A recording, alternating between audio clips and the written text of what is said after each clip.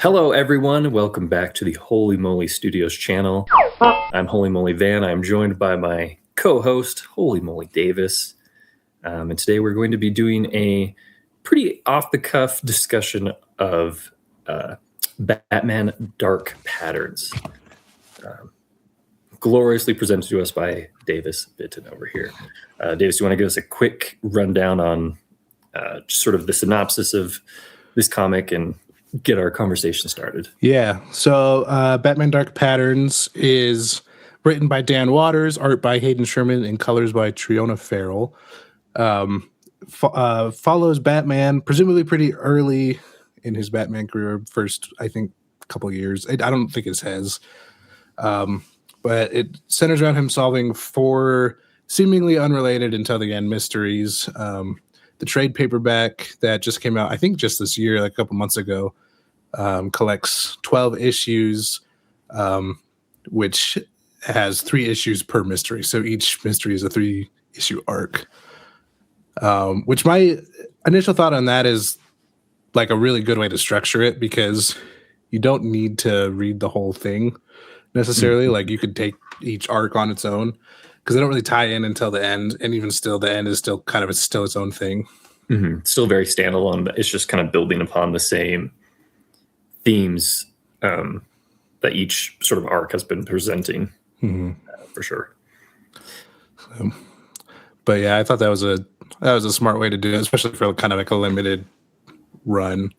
This isn't like they're pulling issues out of like a detective comics run. You know, it's just it's Dark Patterns.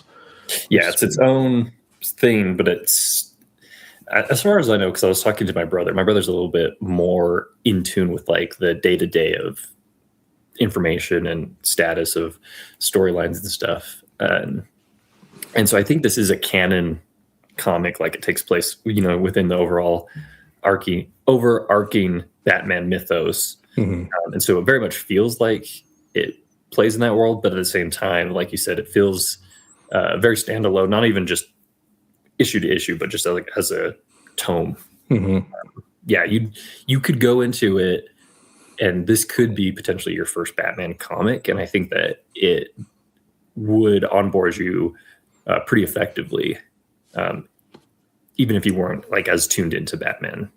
I agree, and that's kind of part of the reason I wanted to talk about it, because I think it's kind of in line with our overall goal of the channel of just like making comics accessible. Like this is a fantastic entry point to Batman.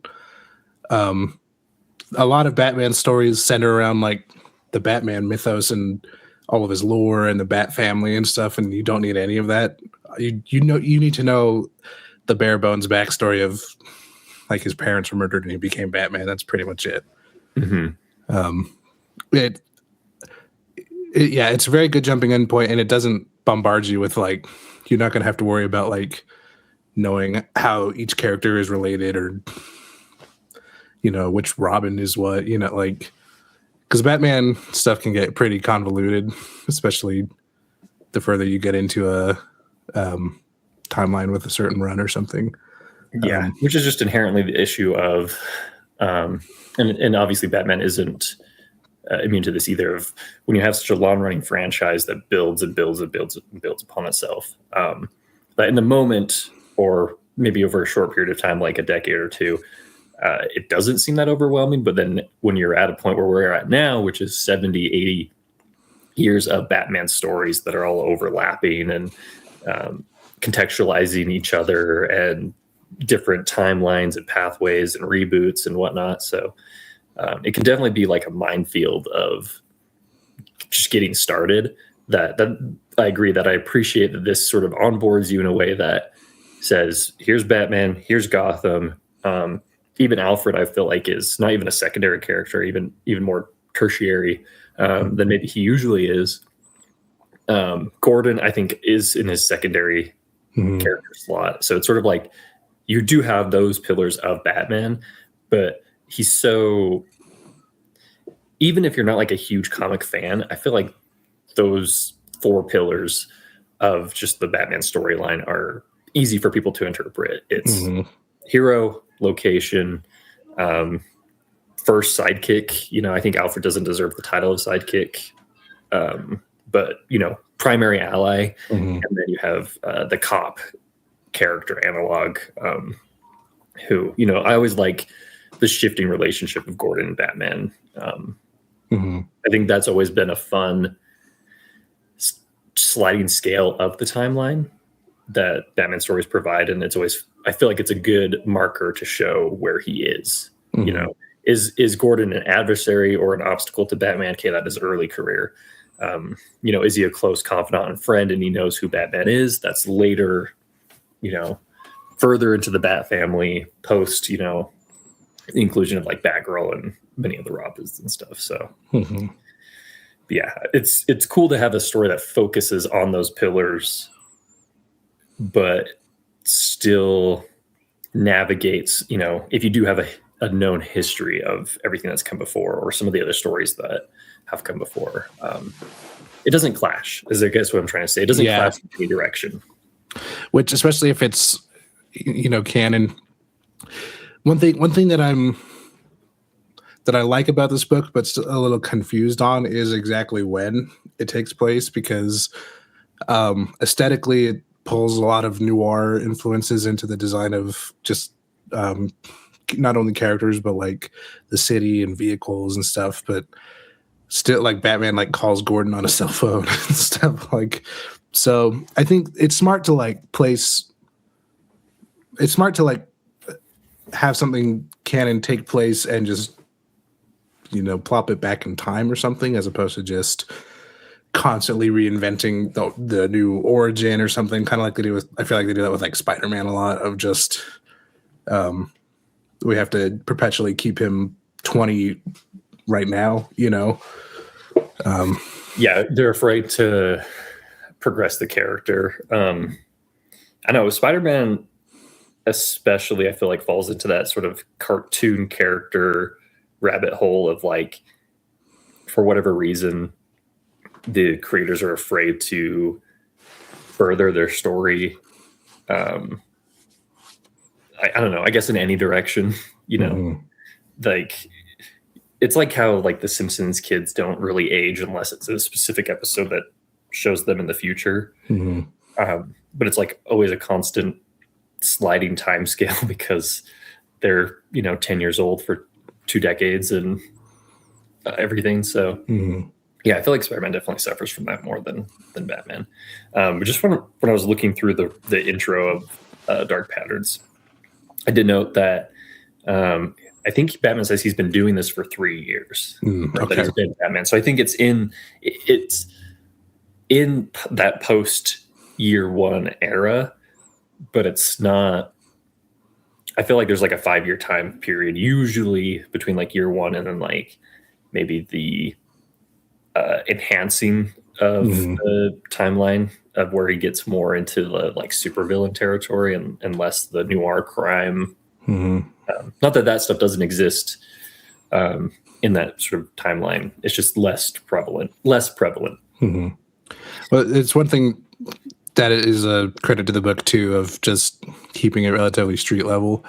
I think was really refreshing because we're in a really good time for Batman comics, but like Absolute and the Fraction Batman are both very like kind of fantastical. Like, there's lots of monsters, there's lots of just crazy stuff going on, which is a lot of fun. But I think this was a good kind of counter to that, and just giving us a more grounded, more street level Batman. I think pretty inspired by like the Matt Reeves movie, but it still has a hint of that kind of camp and whimsy, but it's more of like mythological. Like, I think that's what this story does really well, is it plays into the, not only that Batman is sort of this legendary urban legend figure, you know, to the point where like the story establishes that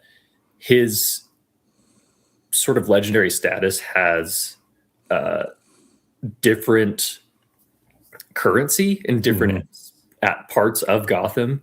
You know, there are parts, the story explains that there are parts of Gotham that have maybe been so I'm kind of blanking on a word, but maybe like downtrodden, or that things have been sort of dark in these sections of the city for so long that even the light of Batman has yet to fully reach it, or at least penetrate that darkness, to where he almost doesn't have an effect yet. And I think the story is sort of building how he can adapt to push that effect. But I agree. I do think that this is, way more street level, way more, I wouldn't say realistic, but it plays into that aspect of Batman could be a real person. More so than obviously like absolute Batman is an eldritch horror story, wearing a superhero costume. Yeah, this one's very much just a guy in a suit, you know. It's but I also appreciate that it doesn't lose the gravity of what makes Batman a superhero story. Like I've kind of fallen in and out of love with like realistic Batman. I think a lot of that comes from like the Nolan trilogy, which again, I also have like, I love it, but I also like get frustrated because I feel like it sort of challenged the identity of Batman for a while in a weird direction, especially with characters like the Joker. I feel like the Nolan movies did that, not just with Batman, but like, and this could maybe be a separate discussion, but like kind of superhero cinema in general, of just like comparing, like you look at like the first Iron Man movie is very inspired by the Nolan movies and like trying to keep it pretty realistic compared to where, you know, his character lands in Endgame. Where he's fighting a giant purple alien with magic rocks. Like it, I think I have a complicated relationship with it too, because I think as a whole, they're good movies and they did a lot for superhero movies and proving that they could be successful and that, you know, excuse me, that general audiences would show up for them. But also, I think it made people think that's the only type of superhero movie that you could make, you know. And thankfully, we're kind of rebounding from that within the last few years. I feel like, especially with like the newer DC movies and content coming out, they're definitely leading more into the, you know, the gods and monsters side of it. It's kind of silly and whimsical, and superhero stuff is inherently, I think, meant to be camp in a fun way. And obviously that can falter and that can be done well or can be done poorly. But I think grit and edge has just as much opportunity to be cringe as like a genuine camp.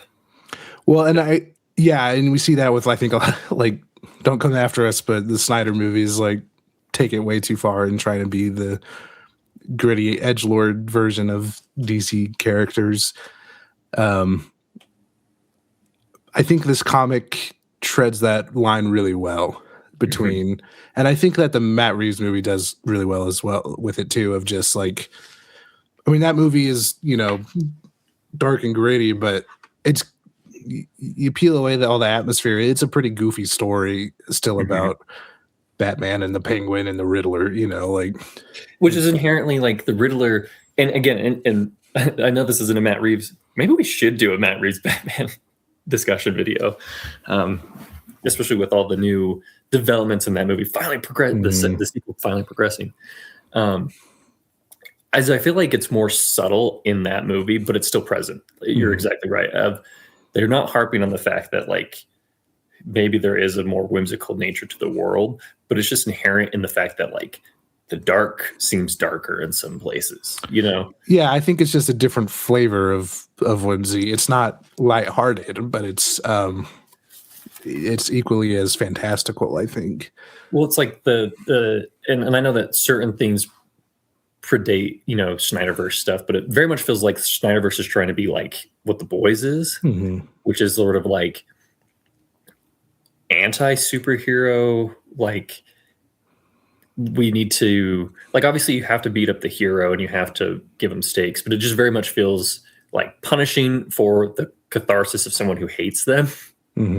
And that's not, there is warrant and stuff like The Boys. I've enjoyed to various levels of degree some of the boys, both in comic form and in TV form. But as someone who likes to be slightly more positive and joyful, it's kind of hard to get into, such a hateful sort of vision of superheroes. Yeah, like I don't want a cynical take on the Justice League. Yeah.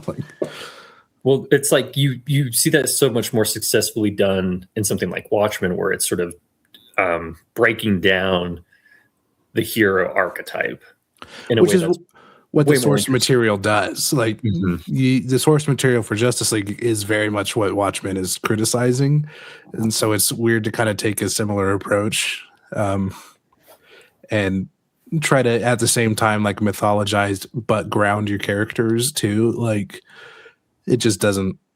I don't know. We don't need to get too much into the Snyder movies either, because a lot of time has been spent by other people talking about those. But much blood has been shed in black and white. And I don't hate those movies, but I don't think they were the right move necessarily for DC. I think that they work really well at creating extremely expensive examples of perhaps a false direction to go. Mm-hmm.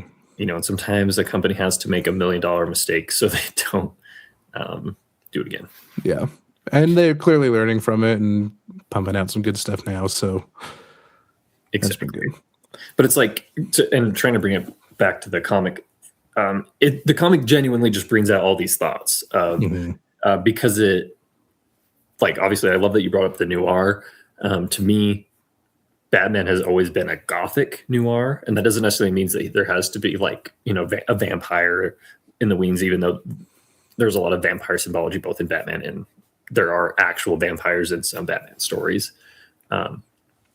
But I say gothic noir in that it has the noir has always been to me like about a living city, that becomes something more than just a name or a place or a location. Like when you watch these noir detective movies and they're talking about somewhere like Los Angeles, they talk about Los Angeles as if it is a breathing body that consumes, it spits people out, only the strong can survive in a place like Los Angeles before the beast eats you.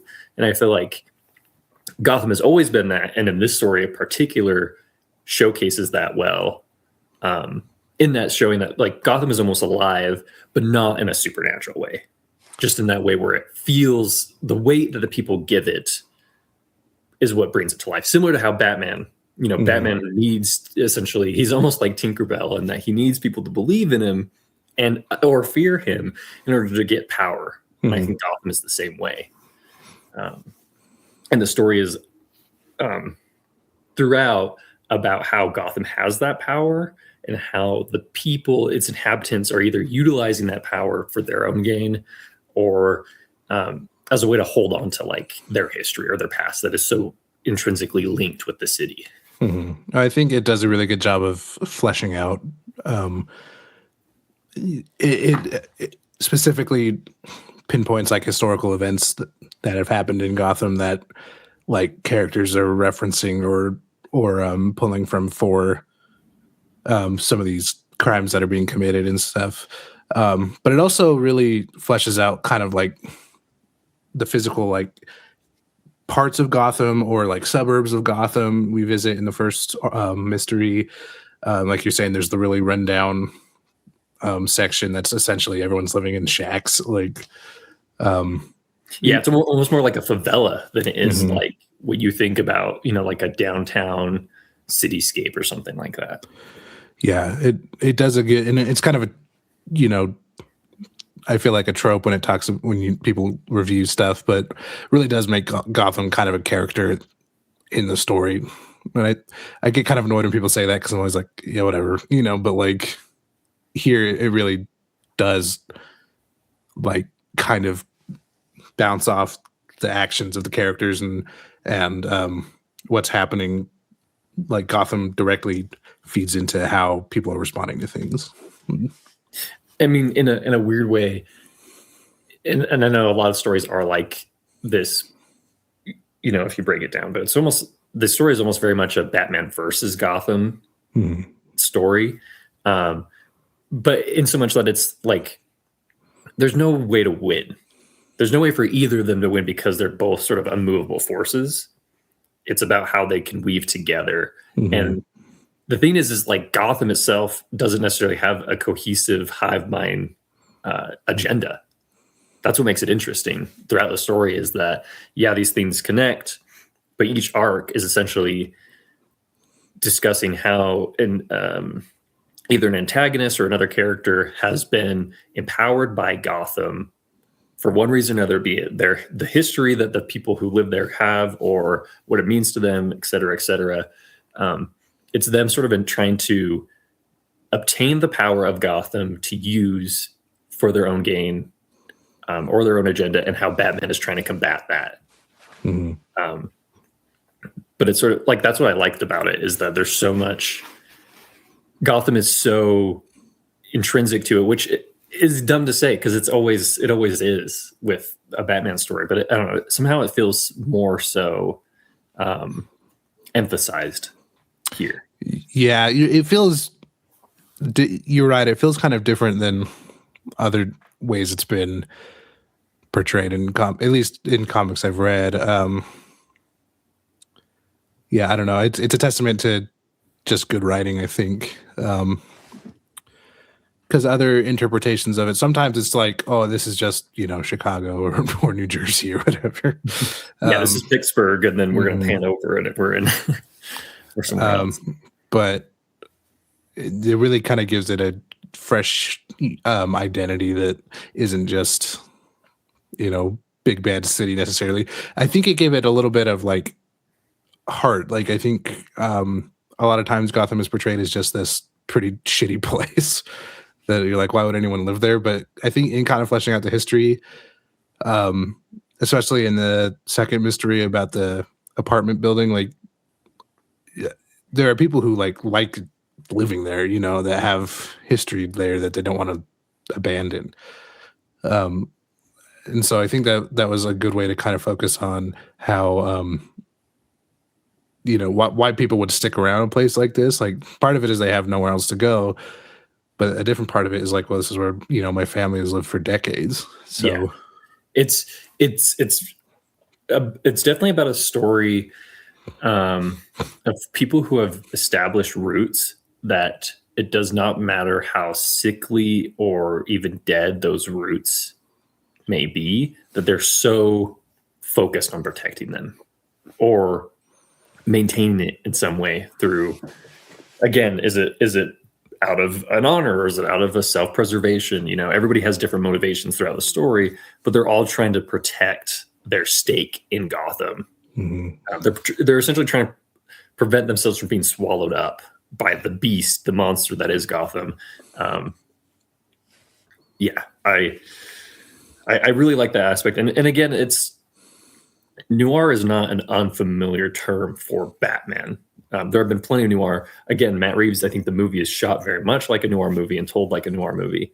But this comic, I feel like just excels in that in a way that is both obvious and subtle, where it's just like the whole time reading it, you can, you just start breathing in those sort of motifs of the genre into your reading. Like you can hear sort of that smooth jazzy soundscape that's playing when when there's all these awesome scenes of like the cityscape, and Batman's narration is very much in that detective, like hard-boiled, like he's reporting to himself what's happening and commentating on it and everything. And I think the noir voice is very strong here. Not saying that it's unsuccessful in other stories. I feel like it's more present. And I don't know if that's a recency bias thing. But just from my recent readings of Batman stories, it just feels way more heavily emphasized, the noir aspect of it. Even in just the character creation too, or the character archetypes that are presented throughout the story. Well, yeah, like you have, police commissioner is a very classic one, but then you have like tabloid journalist, which again is another kind of clash between like you wouldn't necessarily have someone who's writing stuff for the newspaper in modern times. At least that would be like a very widespread thing that people read, but that's a pretty central character in this arc or in this book. You have the coroner type character who not only just for noir, but like sort of cop detective serial type stuff. Like that is an iconic character that I feel like, at least in recent memory, and again, that character, as far as I know, was created for this story. That's always a kind of character that is just like, oh, it's just this guy. Like it's never somebody that has a lot to do with the story. It's always just like, oh, there's Coroner Bob over there, and he did this autopsy. Like it's always very off camera. It was cool to have that type of character present, especially because Batman is a detective, and doing an autopsy or sort of the post investigation is an intrinsic part of like the detective process. That it's cool to have that character present. Just real quick, do you want to go over the arcs that are present in the story, and then either we can kind of, as we go through them, talk about them, or go back on after we've kind of done the breakdown. Yeah, I'll do a real quick broad overview of each. So the first one follows the Wound Man, which is, I believe, a new villain for this. I believe so too. Yeah. We'll talk about that in a minute. I have a lot of thoughts on that. The second one follows Scarface, which is not a new villain to Batman, but is a fresh take on it. And this one was personally, I think you said when we were talking about this off camera a while ago, the second one was your favorite. I think so. I agree. I think the second one was probably my favorite as well. The third one follows what they call the Red Hood Gang, which again has differences than what you might traditionally think when you hear Red Hood in Batman. And then the fourth one, I don't know if they had a name for the villain in the fourth, did they? I can't remember. I'd have to pull it up. But I know that arc, I think, was called Child of Fire, and I don't know if that character shares in the name, but that's what the arc was called. So that one follows an arsonist. Each mystery throughout the book is kind of kicked off by a fire, which I think was it's a very central theme to the whole story. But each one, there's a fire, which kind of is what gets Batman's attention to what's going on. And you kind of don't really see that pattern until the end, where you're like, oh yeah, that like fire's playing a big role here. Which was, again, another really smart way to structure it, I think. But so anyways, back to the first arc, we follow the Wound Man, which I'll throw up an image. It's kind of he's got an intense look. This whole story, this whole book definitely doesn't shy away from some pretty grotesque art at times. Without being like gratuitous, though. I feel like it's not. It's still really tastefully done, but it's some of it is a little squirmy, But anyways, the Wound Man is finding this was the most recent one I've read, so I'm trying to remember. The Wound Man is going around finding people and not quite killing them, like he's punishing them or torturing them in some to some means. Yeah. So again, the same thing. It's been a couple of weeks since I've read the whole thing. That story and spoilers ahead, we're going to be kind of discussing. I don't know how in depth and I think we're going to get with each we issue. Can probably not spoil like the whole. There's a bigger reveal at the end that we probably don't need to spoil, but we will talk about each one, and you'll kind of, in order to give it succinct thoughts, we'll inevitably spoil some stuff. So yeah, exactly. So essentially, the Wound Man is almost portrayed like a monster or like a urban legend, or it's a thing, but obviously we come to find that it is a person who had things done to them and is taking retribution, not only for himself, but the community in which that thing happened to. Again, going back to what I discussed earlier, of everybody is essentially trying to either hone or combat the power that Gotham has in some way.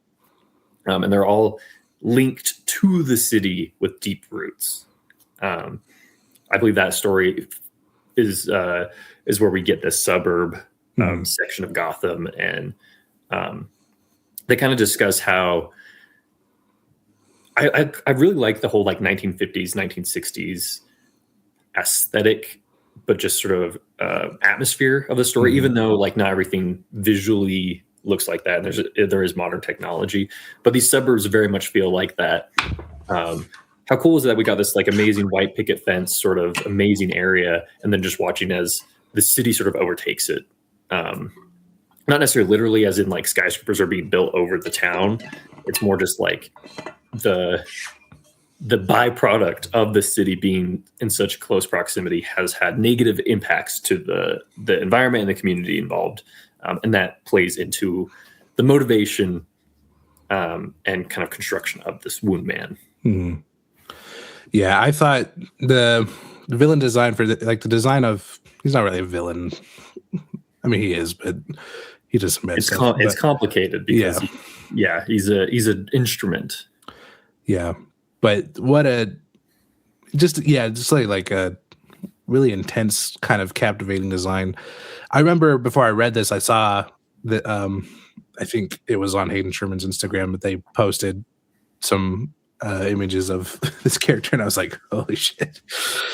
Like, it's a crazy look. And I'm sure we'll talk about the art overall maybe towards the end, just because I'm sure we both have a lot to say about it. But the design of the Woundman is awesome. It's always tough because I'm always a supporter of the new, but I have to admit that I am like a nostalgic person who loves what I'm familiar with, or just I like recurring characters because it means that we can build on them, hopefully for good, sometimes for bad.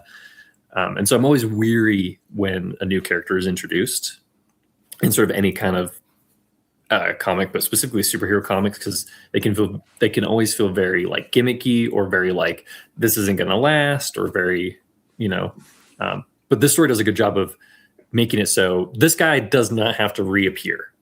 His story has been told, and it makes sense why he is a participant of the story that we're being told. There's no illusion that maybe he could come back. I think the concept could of what is done to him could come back, but I like that. And even though it made me weary at first, that was kind of in my mind as I was reading. But I like the idea. I'm sure Dave, as he said, he was going to show a picture, but the cool part about him is that he has like all these nails and hardware kind of embedded in him, which is like, A, it's scary looking. It's an intimidating design, but B, you have a character like Batman who does not kill. He does hurt, he's not afraid to break some bones and take some names, but he's smart enough of a combatant to know that if he retaliates against the wound man, he will kill him, just based on how things are placed in this guy's body. It's sort of a miracle that he is alive. Which we find out that the wound man, like pretty much every spot is intentional to not kill him. Like he wasn't trying to kill himself by pounding a bunch of nails into him. So, it's just like the living on the edge sort of. He didn't do it obviously purpose with that. But yeah, he's essentially a foil for Batman in that, like, I can't fight this guy without breaking my like main rule. Yeah. And in a way that makes sense and doesn't feel like Adam Westy of like. Yeah, it wasn't mustache twirly in that, like, you cannot kill me, Bat. You can't touch me, you'll kill me. Yeah. As it was not, the wound man's not intentionally trying to do that so Batman can't. No, it's just a byproduct of who these two characters are as they interlink. And I really like that aspect of I don't ever see Batman as a guy who just punches his way through solutions, even though like that is sometimes to him a very viable option. But it's just showcasing that like Batman, even in defending himself, would endanger both his vow and this individual. And that's not what he's trying to do. You know, at the end of the day, he's trying to save people, sometimes through beating them up. But I did like that aspect of that he presents not only like a mental challenge in that he's part of a investigation and this mystery that he has to solve, but also like a physical threat.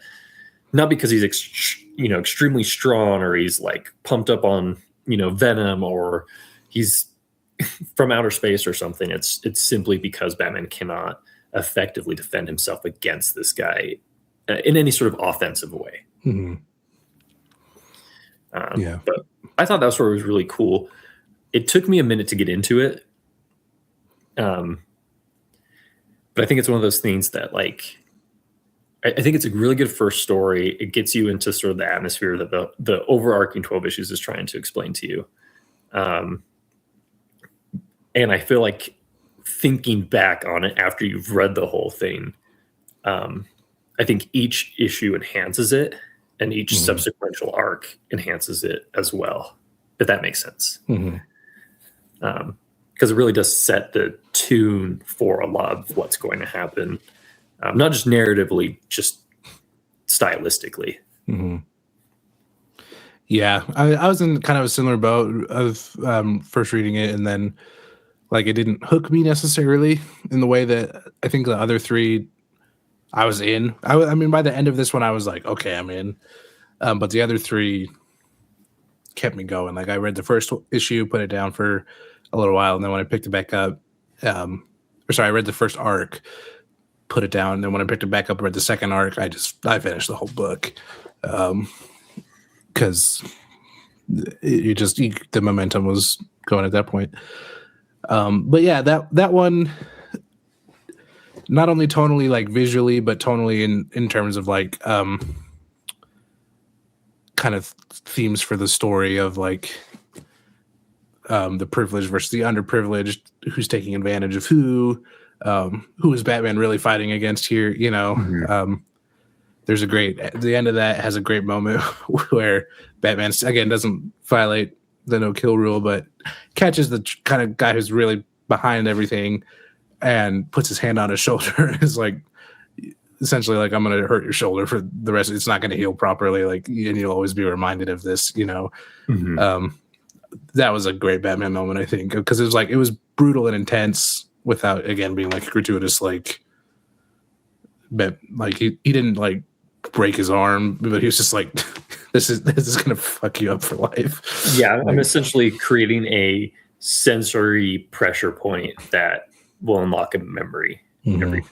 And I think that like other stories that played with the idea of like, does Batman like hurting people? Like, does he get something out of it, or does he do it?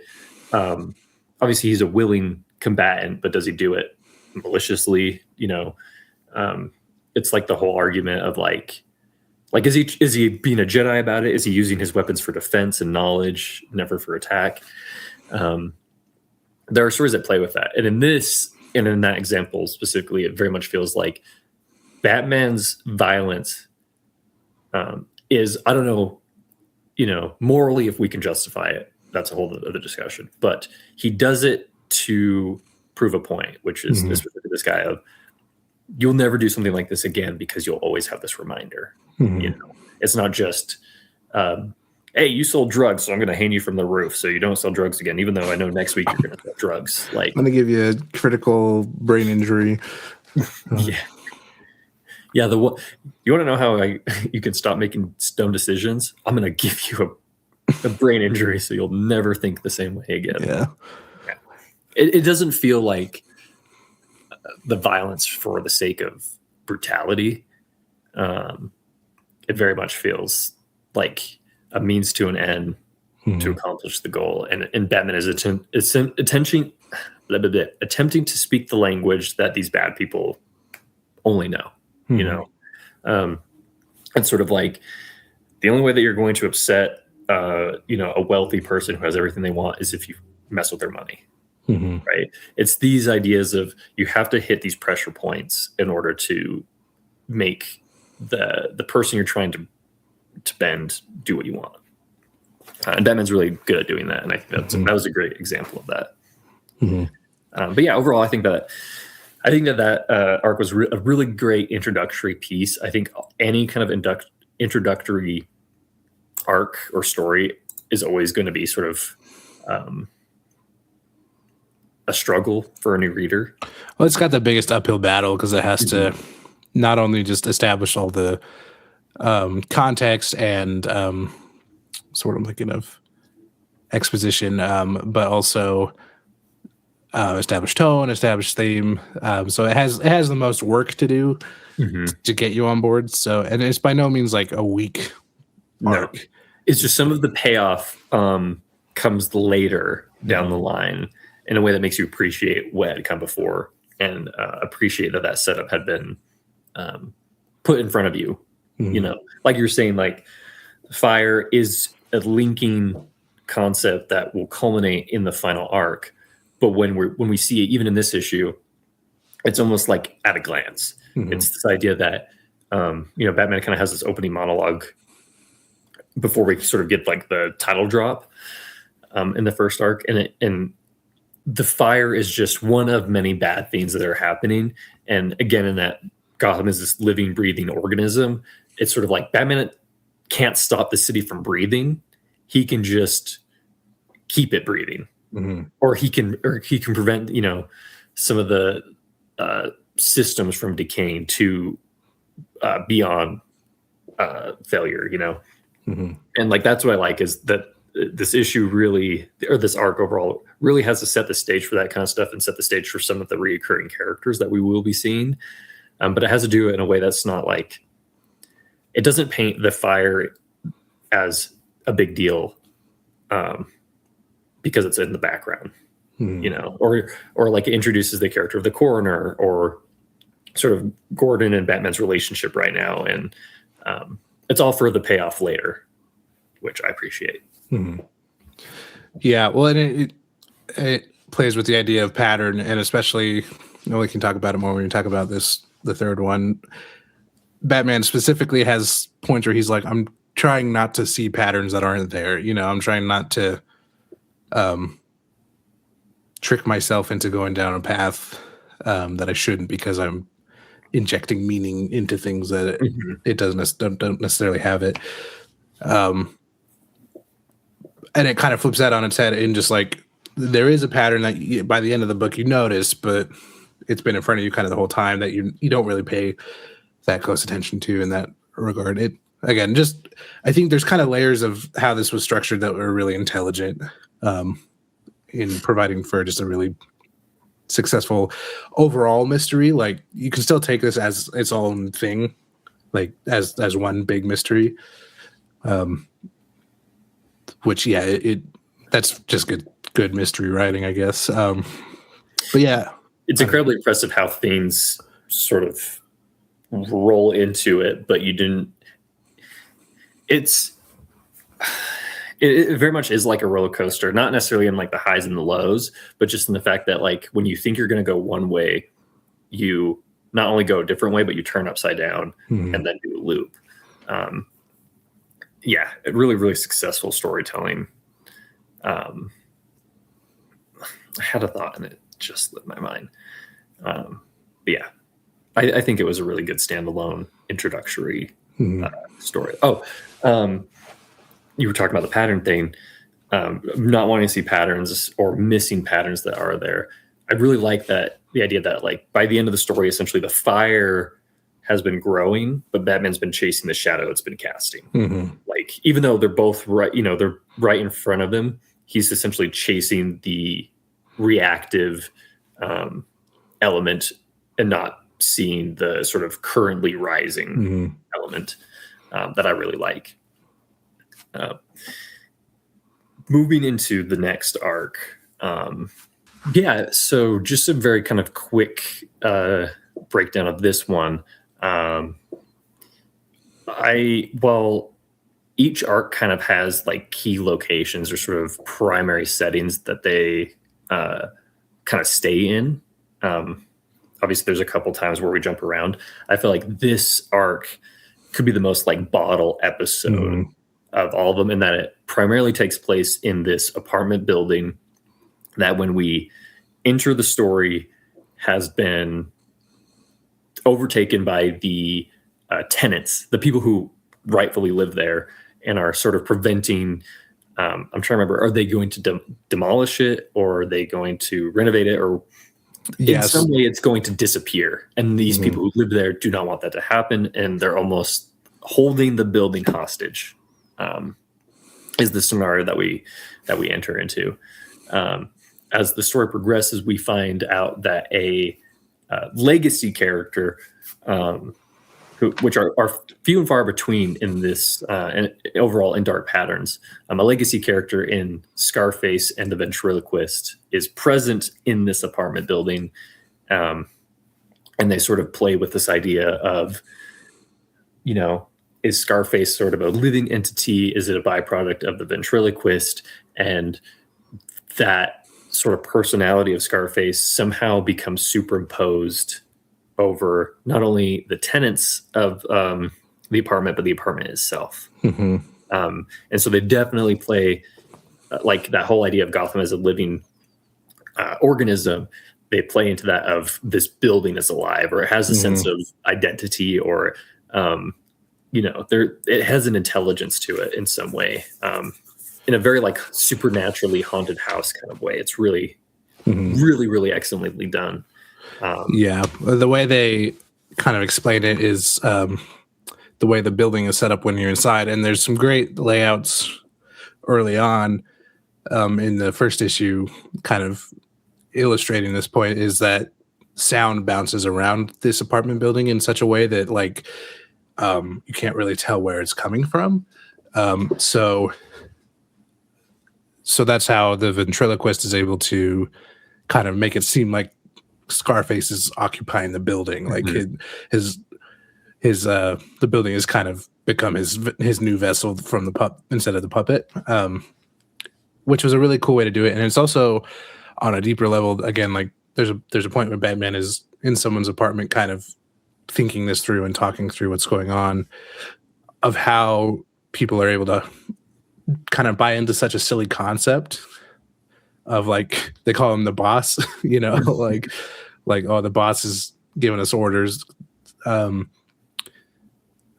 how we attribute weight to hearing voices that we can't tell where they're coming from, and how that the sourceless, the power of a sourceless voice, which you can talk about like religion. Religion is incredibly foundational on the fact that like people hear a voice that seemingly comes from nowhere. And is there a divinity to that? Is there a supernatural aspect to that? And yeah, you're right. It plays really well into the fact that like the construction and the weirdness of a place like this derives sort of the unexplained. People to make these sort of assumptions because, like I said, even though it's silly, it feels very real to them, in the mental state that they are in when the story is happening.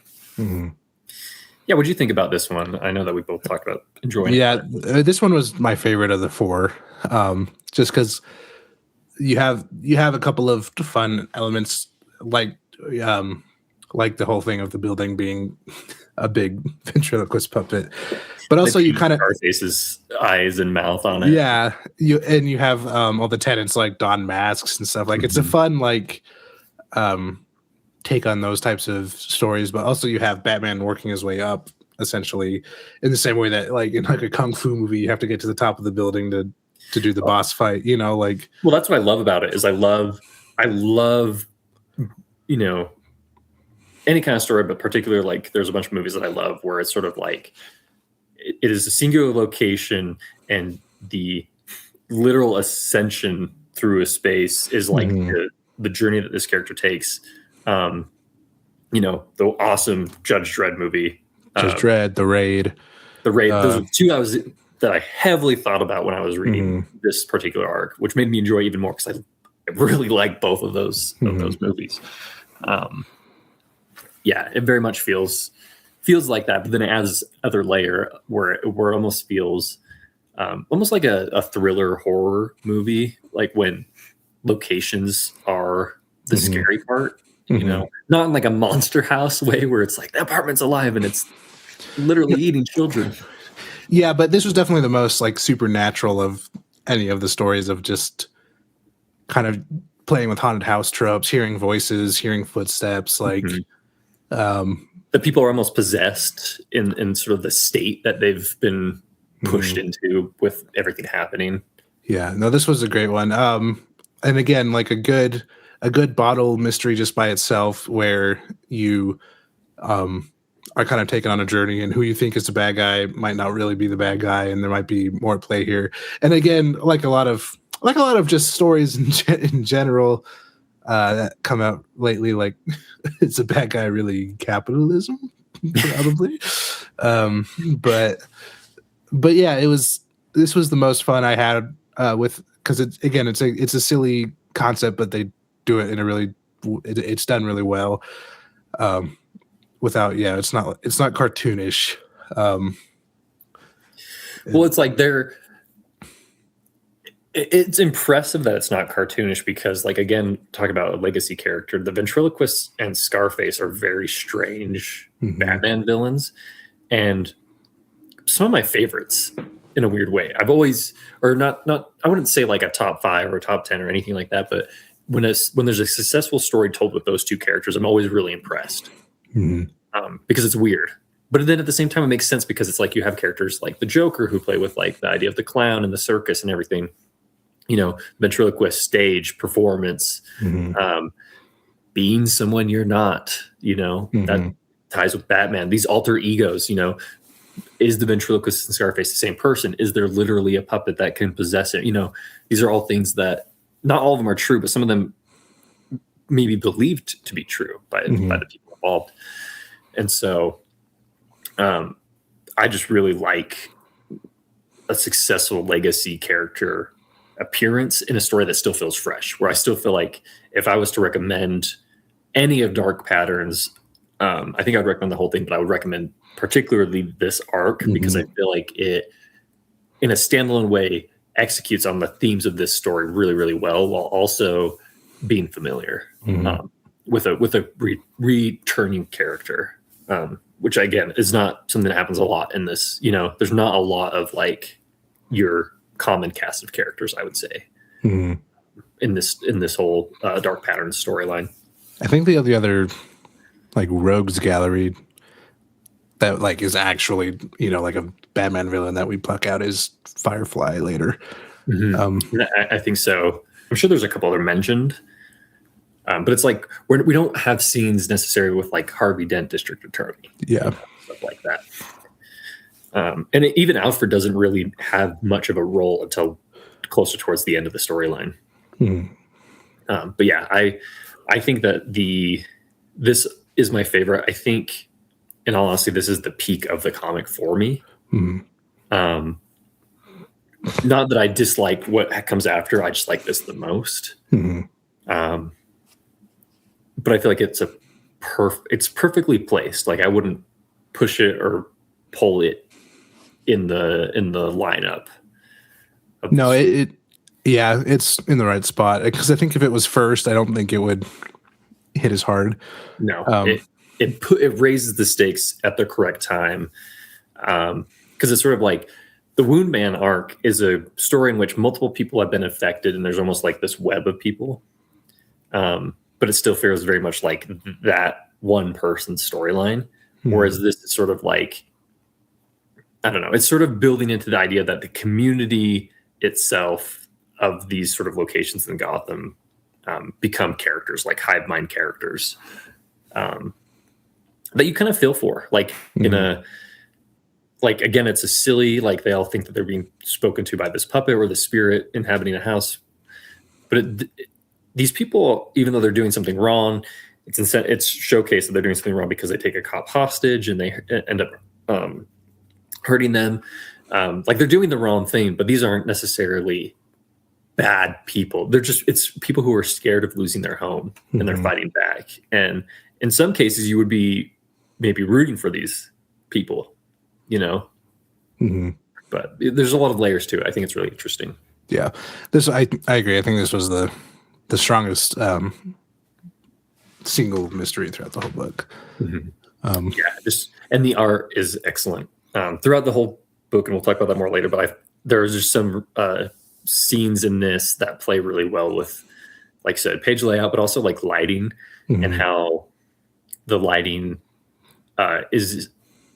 influences how you perceive sort of like these mental relationships that may or not be happening, you know, when characters speak to each other. I'm trying not to spoil sort of the twist of this, but yeah, they just play really well into like making you feel like there could be something supernatural happening to an extent. And that I've always liked that aspect. That's where the gothic noir comes into with Batman. Is there? It could be, you know, there could be just an intrinsic sort of magic of Gotham that seeps out in mysterious ways. Yeah, well, and there's definitely still supernatural elements in this one that they leave kind of open ended, that they don't have an explanation for, you know, and that happens like a couple other times as well later on. But yeah, I guess moving on to the third one. This one again also really strong. This one is where this part of Gotham really part of Gotham called the Rookery, that is essentially just a shanty town like in the middle of the city, where there's a lot of poverty, there's a lot of crime, like cops don't really ever go there.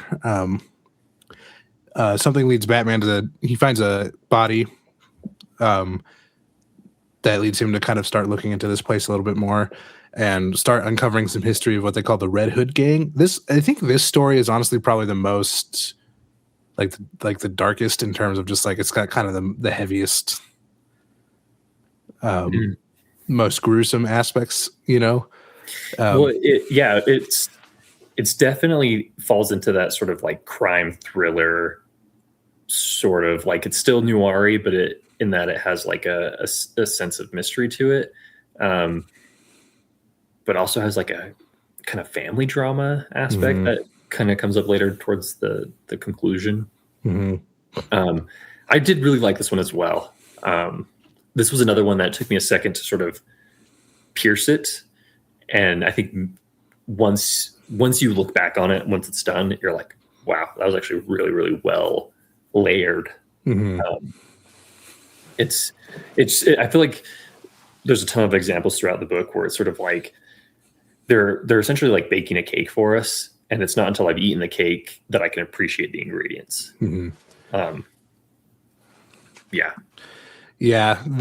So Batman starts looking into this historical gang called the Red Hood Gang.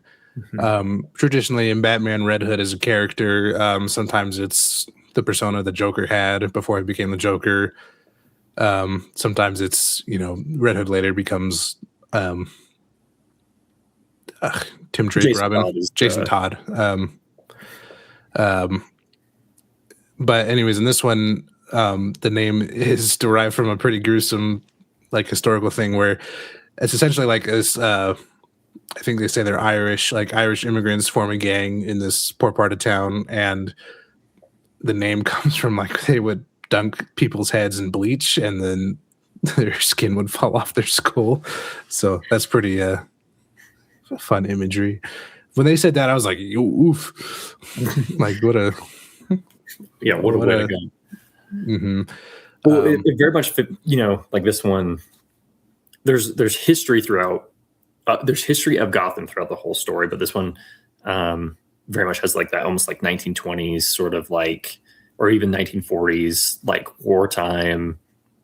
Like, you know, there's other stuff going on in the world, but then there's all this weird stuff happening back at home and in these small spaces, and that whole like gang warfare. Sort of on like a ethnic level versus like a factional sort of territory level that we're used to seeing with stuff like the crime families of Gotham that are just sort of vying for power and territory, not necessarily because they dislike each other sort of any more than adversaries, you know, all players playing a game. Like there's more of a mean spirit to what the Red Hood gang origins are. Yeah. There for sure. So, but anyways, the circumstances surrounding this body that Batman finds leads Alfred into telling him about the Red Hood gang, and he looks into it. This one is, gosh, why do I keep forgetting the word? pareidolia. Pareidolia?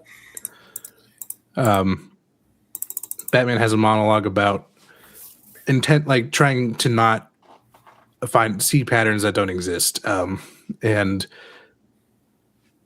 that comes to kind of a pretty tragic conclusion in this one. This one I think was just the heaviest story because it has a pretty heavy ending. Plays with the idea of pattern, but also plays with the idea of kind of what figures start to represent. Like, what did the Red Hood gang represent in this neighborhood?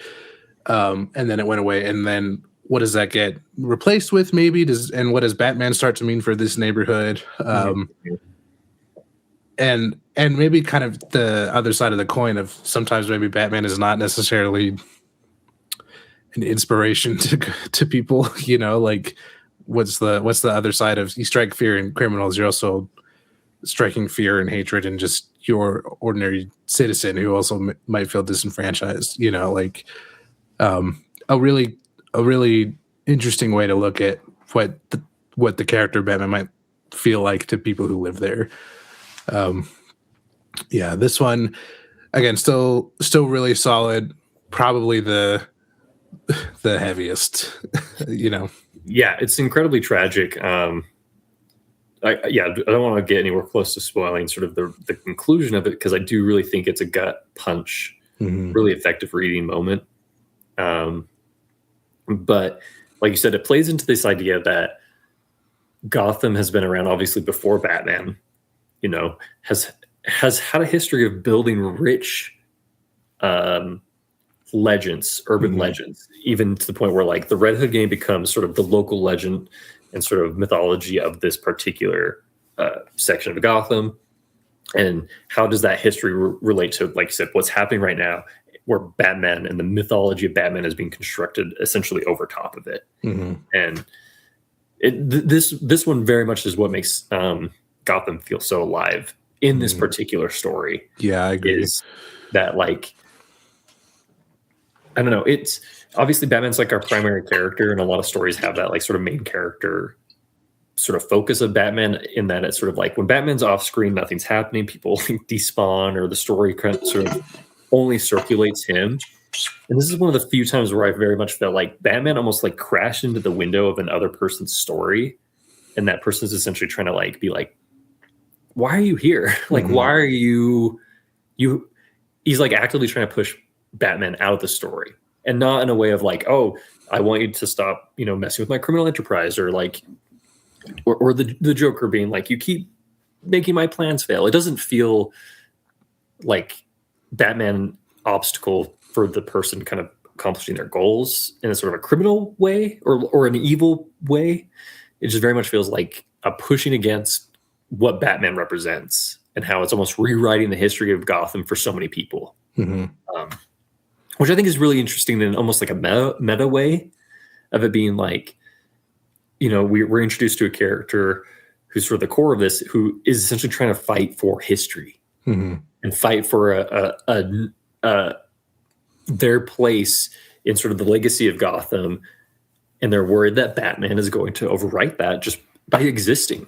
Well, and it's not only that, they're fighting for maybe a version of history that was never even necessarily accurate to begin with. Yeah, that one that they want to be proud of, you know, and it's such a human thing. We see it all the time now, for better or worse. But it's sort of like people like fighting for a history that they never lived because of what it represents to them or their family, or whatever sort of importance that they or we or us have attributed to it. You know, it's why are there so many people so passionate for wars they never fought in, you know, or places they've never been, or situations that they weren't a part of. Like, it's because there's that legacy carries a weight, and when and there's might be all you have. Yeah, there's a meaning that they can latch onto, again, even if it's not true, you know. That's what they're really afraid of losing. Again, just great writing. So sad. This one's a little bit sad, but still very, very good. Yeah. And I think it plays into the Red Hood again, I think that's another legacy concept, without it like delving into like a checklist of all the Red Hoodiness stuff. Like, I think it was a fun way to play with the lore of Gotham and legacy, and Red Hood has legacy. So really, really cool issue. A couple issues. This one was like really fast too, I feel like. Yeah. Yeah, I guess I can't really talk about this one without spoiling it. But yeah, good. I don't know. Yeah, good. It was really good. And again, it's another one that plays well into even more subtle, I think, than some of the other ones.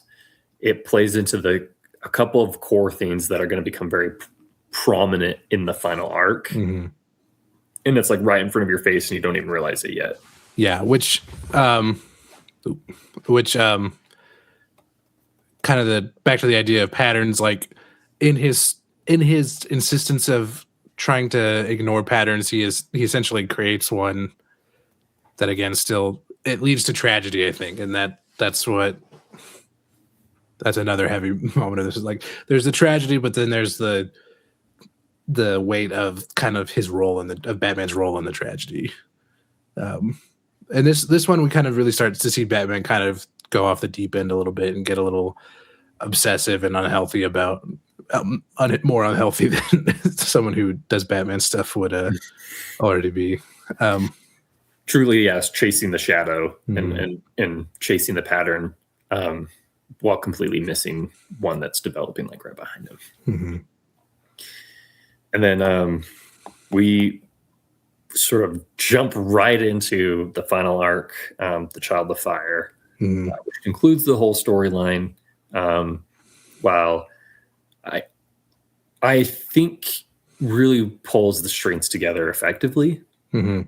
Again, I think it's very not only just competent storytelling, but just really effective, really well done storytelling, where it's happening and it's funny because it's sort of, the story is told in a way where you can acknowledge it, but also still be surprised by the end, if that makes sense. Of like, oh, hey, I noticed these things. I didn't know if they were really leading up to something, but because they do it feels very rewarding. I think we mentioned this earlier. It strikes a good balance between kind of tying the whole thing together into one cohesive thing while still maintaining 4 different things. You know, like each arc is still there's 4 different stories which create one big story. But yeah, so for this one, there's an arsonist, I guess, would this it's hard to talk about this one without getting too spoily. This one, just in case we slip up or anything, this one may have the most information divulged just going forward. So if you haven't read it and you want to, please do so, because you're not going to be disappointed. You've just been warned. If it happens, it happens. We're not going to go out of our way to do it, but if it happens, it happens. Yeah. So this one, we're kind of circling around a few characters. We're circling around the coroner, who we learned some stuff about and might have a suspicious background. There's a few other things going on, I guess. But essentially the culmination of you see who's been kind of pulling the strings and who's been pointing Batman in these directions with these fires. And it's all going to culminate in what, I guess there is no name for the character, the Child of Fire, is going to kind of essentially try to recreate a massive fire that happened in the past in Gotham that led to essentially the rebirth of the city. So he's kind of trying to recreate that and have kind of a cleansing wipe of the slate. The design of the Child of Fire, I'll put an image of that too. Again, really pretty compelling, pretty striking. Very creepy. Yeah. I'm going to be very honest, and I think that this was my least favorite arc. Of not that I dislike the conclusion. I think from a storytelling conclusionary standpoint, I think it's really just a solid arc. It was just the one that I was the least interested in. I think this one takes you on the least amount of like a journey narratively. Like you're kind of given, I think within the first issue of these three, you're kind of given everything, and then it's how does Batman solve this problem? Exactly. Yeah. It's very much like like you say, it's sort of like the box has been broken open by the time you're halfway through the story, and now you just have to see the Batman's conclusion to it.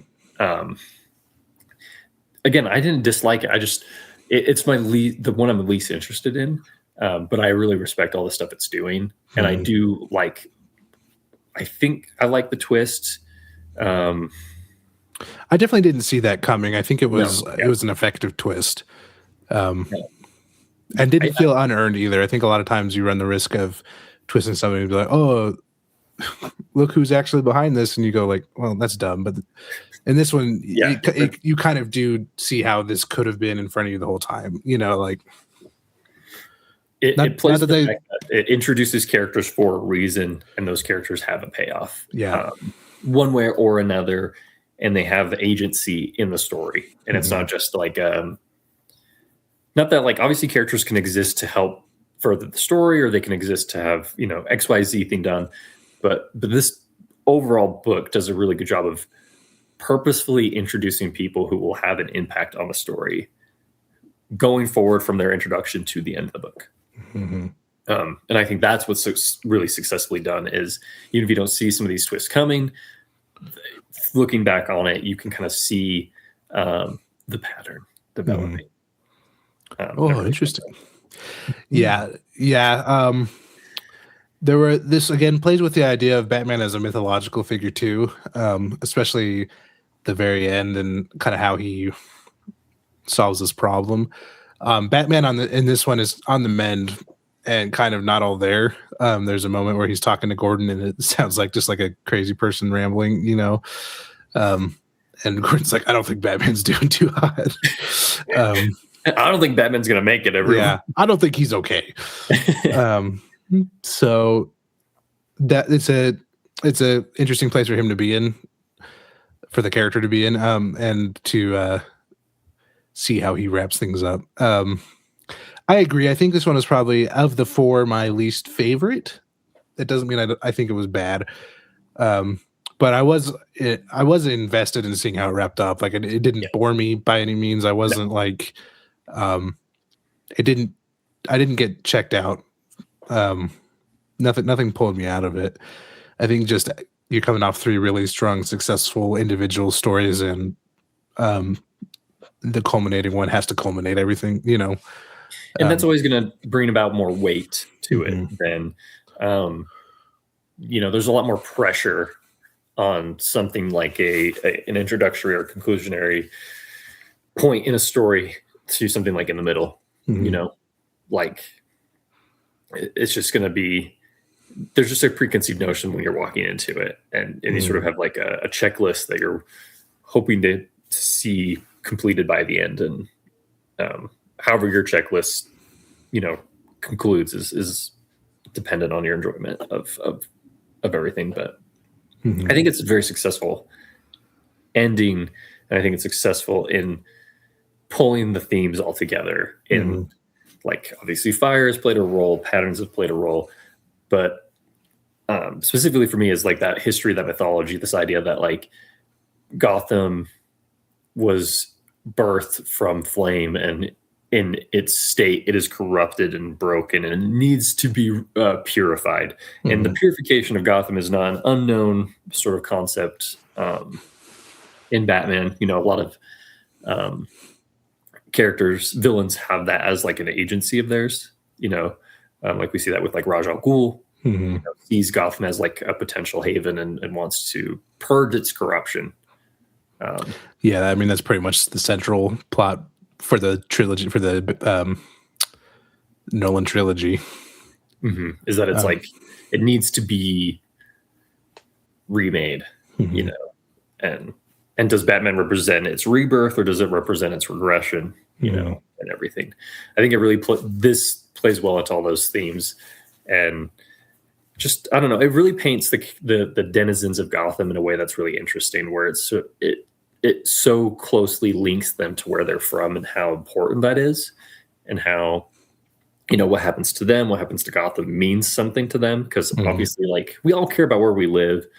It just feels very realistic for a campy superhero comic to have these sort of, you know, complicated relationships between people and their homes, and sort of all the factors that come into it. And, you know, how does the local government treat them, and how do their decisions impact? You know, we see with the suburban area of, like, the industry and the growth of Gotham hurts them.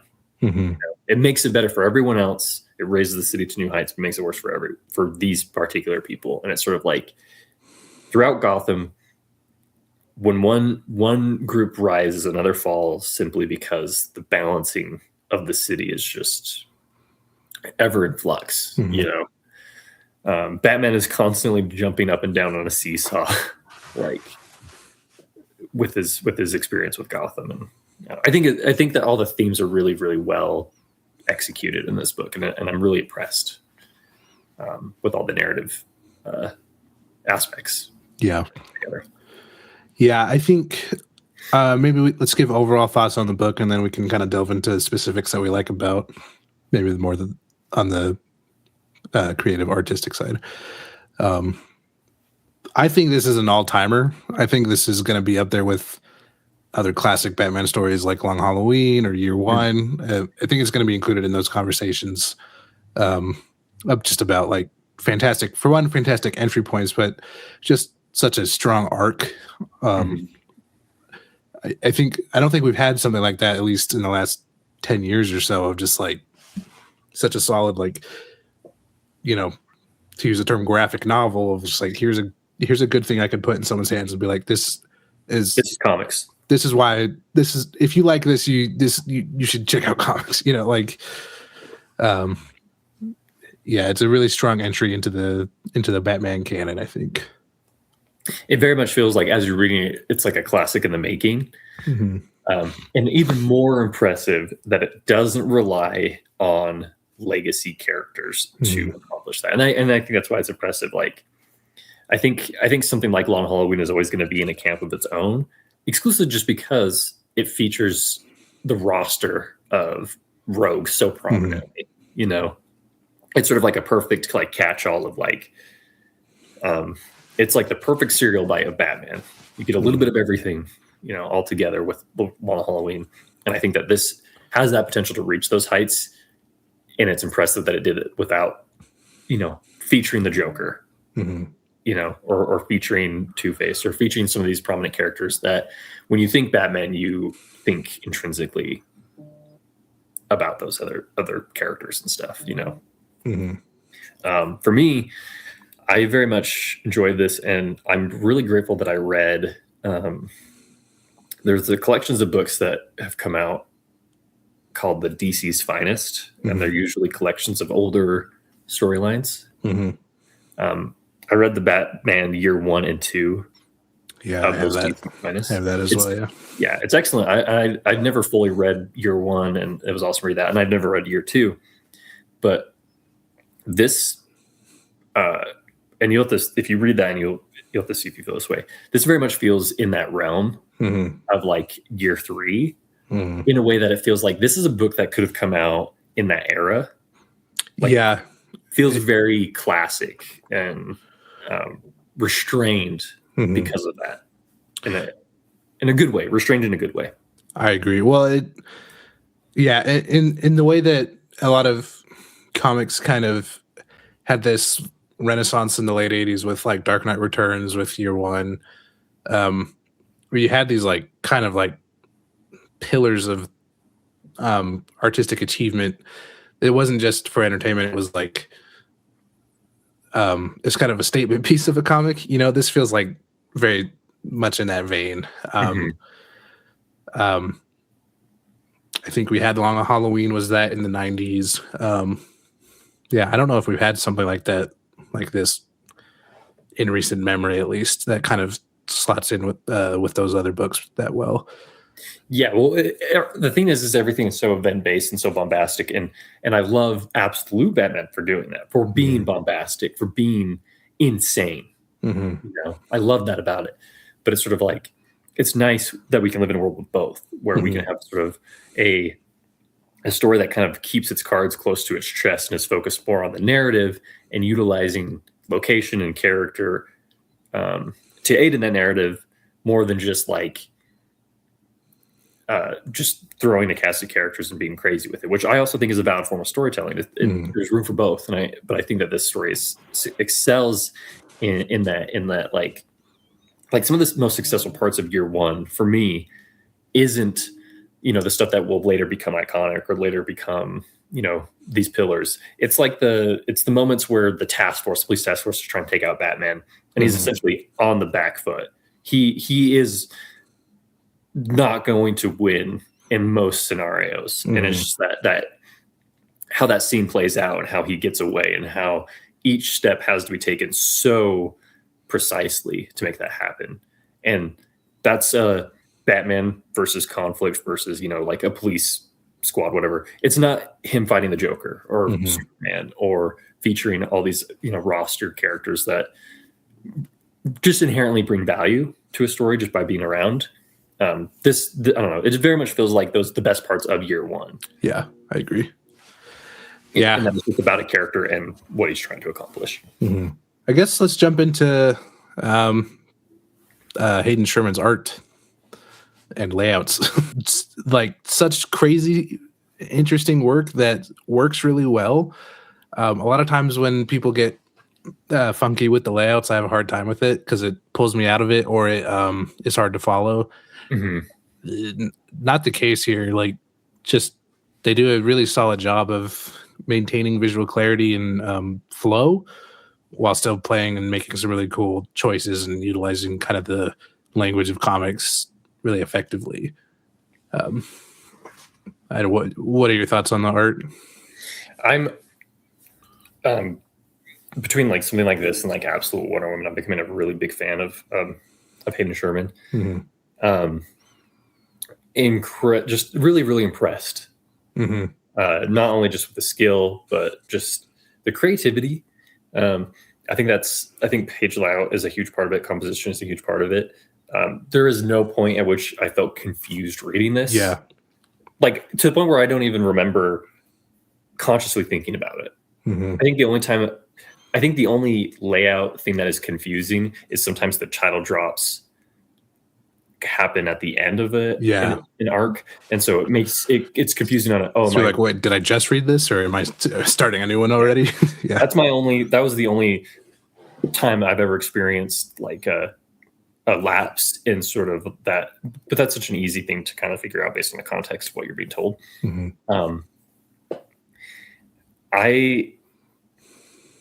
Sherman stuff, like how not only how they lay out stuff, but sort of the context behind it is really, really interesting. And I'm not saying this as someone like, this is my pure interpretation. I did not do any research, but like when you say you read something like Absolute Wonder Woman, page layouts have that very like Grecian Voss sort of layout where there's a lot of organic rounded edges and things are sort of seen in sort of like this curvature, right? Yeah, which on that point, like deviating from this, what a cool way to do that, because that's what like a lot of those Vosses are essentially kind of like hieroglyphs for Greeks. It's like telling the story and the legends, you know, in a sequential linear comic book format, even back then.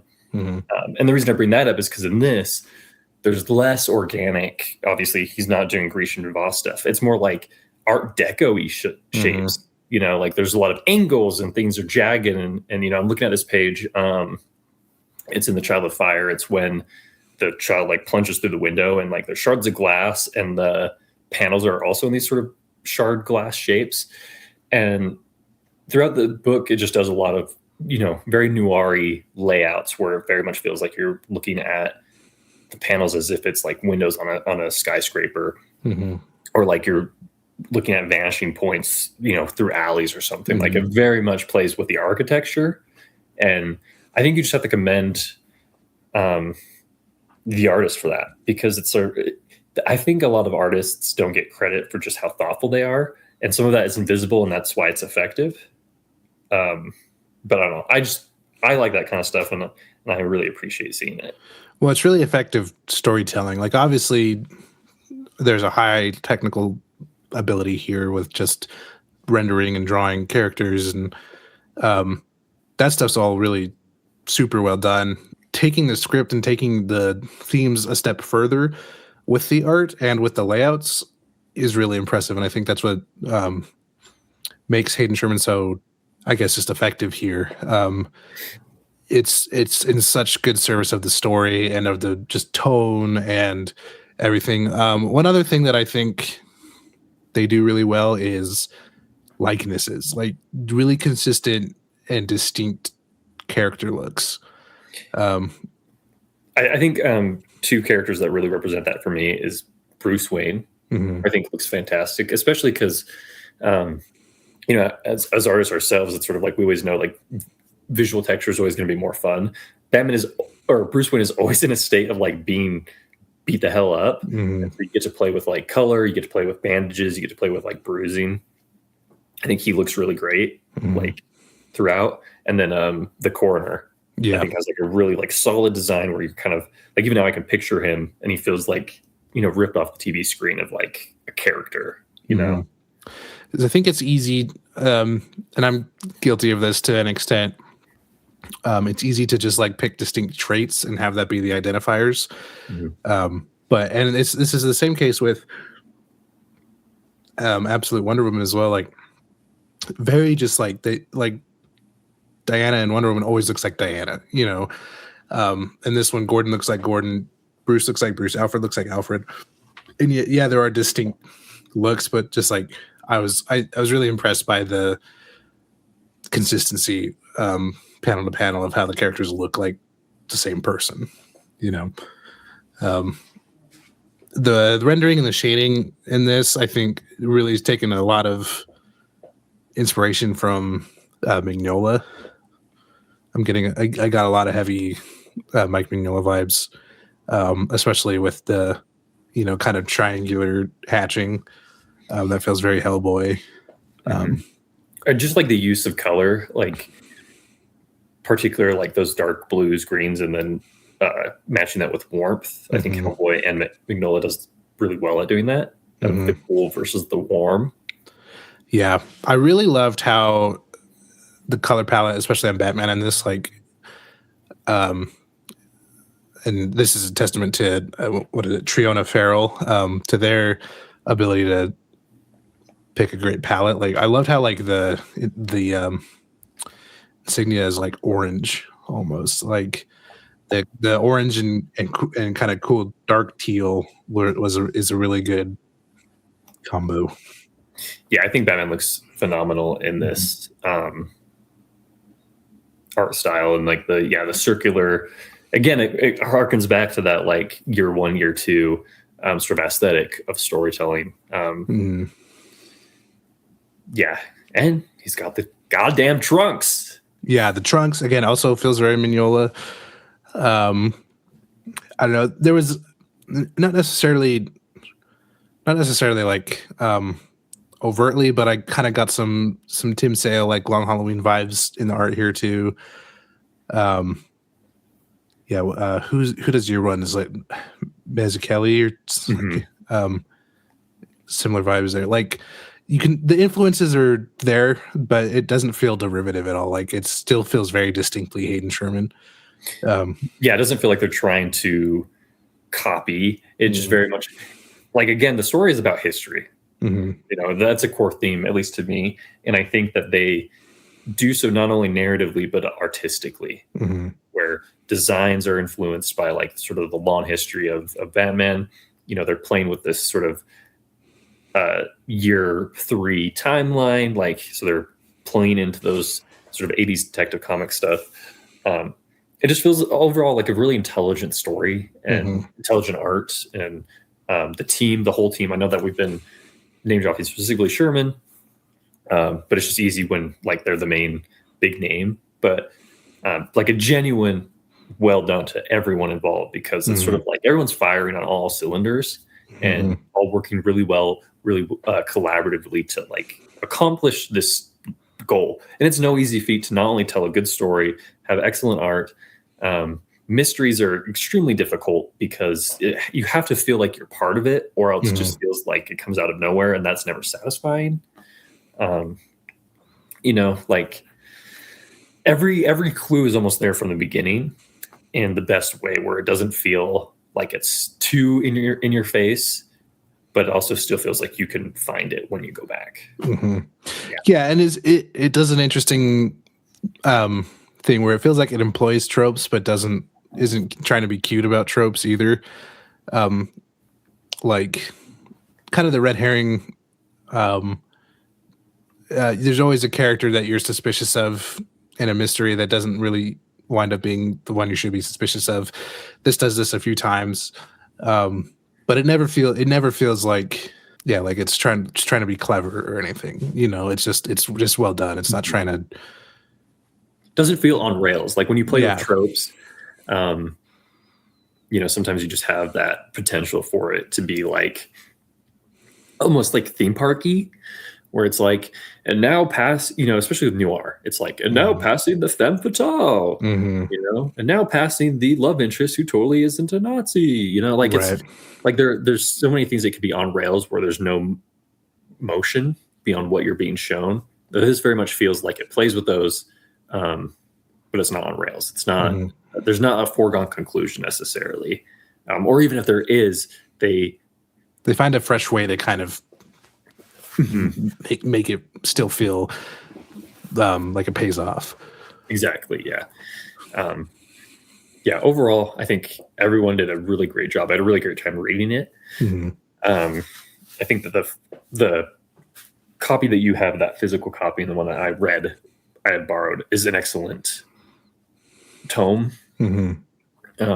Just feels so like perfect in its execution. Excellent art. It's just beautiful to look at. And then I also really like all the alternate covers that are included as like bumpers between issues. Especially when you see like artists sort of carry over and you get to see like I don't know. I need to look and see if I can see the name. It wasn't familiar to me prior to reading, but there's some paintings that are almost like sepia tone, like creepy drawings. Yeah, I know what you're talking. Let's see if I can find that are kind of throughout as like alternate covers and stuff. Yeah, kind of like. Yeah, just cool. I just think it's really cool. Yeah. I also love anytime the book includes. It's good stuff. Just good. Just so awesome. It's by Martin Simmons. That one. Good job, students. There's also some fun behind the scenes. Yeah, I was just about to say, like, anytime stuff. there's a behind the scenes book, that's the page I'm looking at right now. Anytime there's behind the scenes in a comic trade, good stuff. Yeah, like look at these character pages for Bruce Wayne. Focus. Just cool. And like there's the section. I know that there's some sort of almost interview type stuff with the writer and the artist, and I enjoyed reading some of that. I don't remember a lot, but there's the thumbnail section where it's the covers, and it's just playing with like the limited color palette. It's on the same page as the Scarface. Yeah, just really really fun stuff. Where like obviously you look at this book and you're like, wow, what an achievement, technically sound. But there's something about it that feels inspiring, and the behind the scenes is no different. Yeah, no, I love when they include stuff like that. It's really pretty cool to see as a reader, and just some of that creative, like taking us through the process of it is really cool to see. It invites you to be part of the process as more than just a reader. You know, I've talked in the past about like that's why I like reading comics, is it because it asks you to participate. You know, like Not as far as like, playing a video game or something, but more than just like a movie where like your only role is to be a reactionary. I don't know. I feel like this type of comic is what makes inspires me to want to make more comics. Like, that looks awesome. That was fun. And I love how that's drawn. And, it's just one of those things where it's like, I hope Hayden Sherman had a good time making this because it just looks like a lot of fun. Yeah. And I think that's all I can look for, Yeah. Yeah. So closing thoughts. Batman Dark Patterns, very, very much worth a read. Especially if you're not super familiar with a lot of Batman books. This is a great first entry, I think. If you haven't read a lot of Batman. Yeah, I would say this is a definite Holy Moley recommends. Holy Moley does recommend this one. Holy Moley approved. Scan. Yeah, I enjoyed it. It kind of came out of nowhere for me. I know a lot of other people were following it either as it was coming out or prelude, but I had heard about it just in whispers alone, and just kind of read it really blind, and I'm really grateful for that because I really enjoyed it. Yeah, again, I'm in the same boat. I had seen like some promotional posts for it about it on like social media, and I'd seen some of the stuff Hayden Sherman had posted about it, which led to me picking up the trade paperback. But yeah, a really enjoyable experience, start to finish. Like you could easily read this in one sitting. I enjoyed reading it like arc to arc. I read it over the course of like maybe a week, just like having little reading sessions. And then for those of you who have gotten this far and are interested in checking it out, and we haven't already spoiled it for you, utilize awesome resources like the library, or if you have anybody in your life that collects comics that you can maybe borrow. I borrowed my copy when I read it. If you have access to a library, you can use the service Hoopla. Even as we speak right now, I'm able to look at the entire digital version that Davis has. It's the exact same book, just all digitized, with even the behind-the-scenes material available. So I highly recommend utilizing that source if you're unable to purchase a physical copy. You can read it for free. Enjoy it. So I think that's just my last thing I wanted to add is there's an accessible way for people to read this if they're interested in checking it out. Totally. Sweet. Well, thank you for watching. Please, if you've read this, leave a comment down below. Let us know your thoughts on it. Or if you have any other things you think we should check out that are similar to this, let us know. Consider subscribing, consider liking. That really helps the channel out. And yeah, thanks for watching. Go out there and moley your holy.